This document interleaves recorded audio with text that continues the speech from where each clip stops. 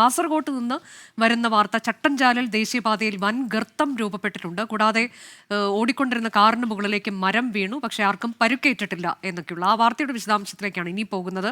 അരുൺ പാറയ്ക്കൽ വിവരങ്ങളുമായി. അരുൺ, ഈ ദേശീയപാതയുമായി ബന്ധപ്പെട്ട കാര്യങ്ങൾ, അത് ഇപ്പോൾ ഈ വലിയ മഴയാകുമ്പോൾ കൂടുതൽ അപകടാവസ്ഥയിലേക്കാണ് കാര്യങ്ങൾ പോകുന്നത് എന്നതിൻ്റെ ഉദാഹരണമാണല്ലോ. ചട്ടഞ്ചാലിൽ എന്താണ് വലിയ ഗർത്തം രൂപപ്പെട്ടിരിക്കുന്നു, അത് ഏത് ഭാഗത്താണ്, കൂടാതെ മരം വീണതിൻ്റെ വിശദാംശങ്ങൾ?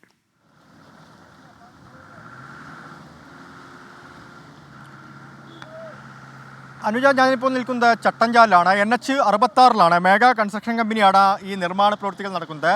ഇവിടെ നമുക്ക് നോക്കിയാൽ മനസ്സിലാവും, ഇവിടെ വലിയ തോതിലുള്ള ഒരു പ്രശ്നങ്ങളൊക്കെ തന്നെ നേരത്തെ ഉണ്ടായിരുന്നു. ഈ കുന്ന് ഇടിച്ചാണ് ഈ ഒരു ദേശീയപാത നിർമ്മിക്കുന്നത്.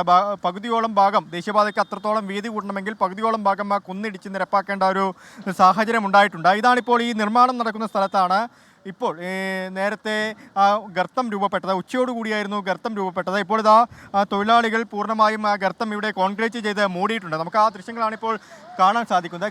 ഗർത്തം പൂർണ്ണമായും മൂടിയിട്ടുണ്ട്. പക്ഷേ ഉച്ചയ്ക്ക് നമുക്ക് മുൻപത്തെ ദൃശ്യങ്ങൾ കാണുന്നത് ഇന്ന് ഉച്ചയോടെ ഉണ്ടായ ഗർത്തമാണ്. അത് വെള്ളം ഇവിടേക്ക് ഒലിച്ചു വന്ന്, ശക്തമായ മഴയിൽ വെള്ളം ഒലിച്ചു വന്ന് റോഡ് ഇടിഞ്ഞു താഴുന്നൊരു സാഹചര്യമായിരുന്നു ഉണ്ടായത്. അത് മേൽപ്പറമ്പ പോലീസ് സ്റ്റേഷന് തൊട്ടു താഴെയാണ് ഈ ഒരു സ്ഥലമുള്ളത് എന്നാണ്. ഒരു വളവാണ്, ധാരാളം വാഹനങ്ങൾ ഈ ദേശീയപാതയിലൂടെ പോകുന്നൊരു സ്ഥലമാണ്.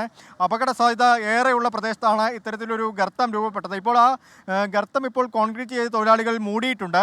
വലിയ രീതിയിലുള്ളൊരു അപകട സാധ്യത ഇപ്പോഴും നിലനിൽക്കുന്നു എന്നാണ് പ്രധാനപ്പെട്ട പ്രശ്നം.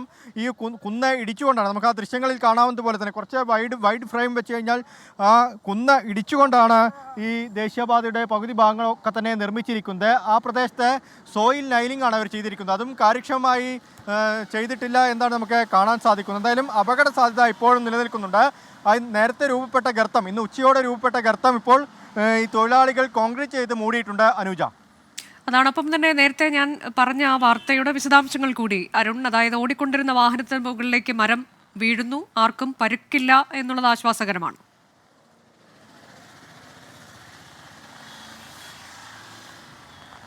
അനുജ, അപകടമുണ്ടായത് ഇന്ന് ഉച്ചയോടുകൂടിയായിരുന്നു. വിദ്യാനഗറിലാണ് അപകടമുണ്ടായത്.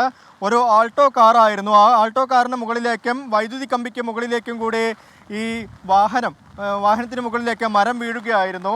ഉടൻ തന്നെ വാഹനം നിർത്തിയത് മൂലം വാഹനത്തിലുണ്ടായിരുന്ന ഡ്രൈവർ അത്ഭുതകരമായി രക്ഷപ്പെട്ടു. തുടർന്ന് ഫയർഫോഴ്സ് ഉദ്യോഗസ്ഥരും KSEB ഉദ്യോഗസ്ഥരും ഒക്കെ എത്തിയാണ് ഈ വൈദ്യുതി ലൈനൊക്കെ അവിടെ നിന്ന് മാറ്റി വൈദ്യുതി ബന്ധം പൂർണ്ണമായും വിച്ഛേദിച്ചതിന് ശേഷമാണ് അവിടെ ഗതാഗതം പുനഃസ്ഥാപിക്കുകയും മരം വെട്ടി നീക്കുകയും ചെയ്തത്. എന്തായാലും ആർക്കും പരിക്കില്ല എന്നതാണ് നമുക്ക് ലഭിക്കുന്ന വിവരം. അനുജ, അതാണ് ആശ്വാസകരമായ വിവരം, ആർക്കും പരുക്കില്ല എന്നുള്ളതാണ്. അവിടെ മഴ തുടരുകയാണെന്നാണ് മനസ്സിലാക്കുന്നത്.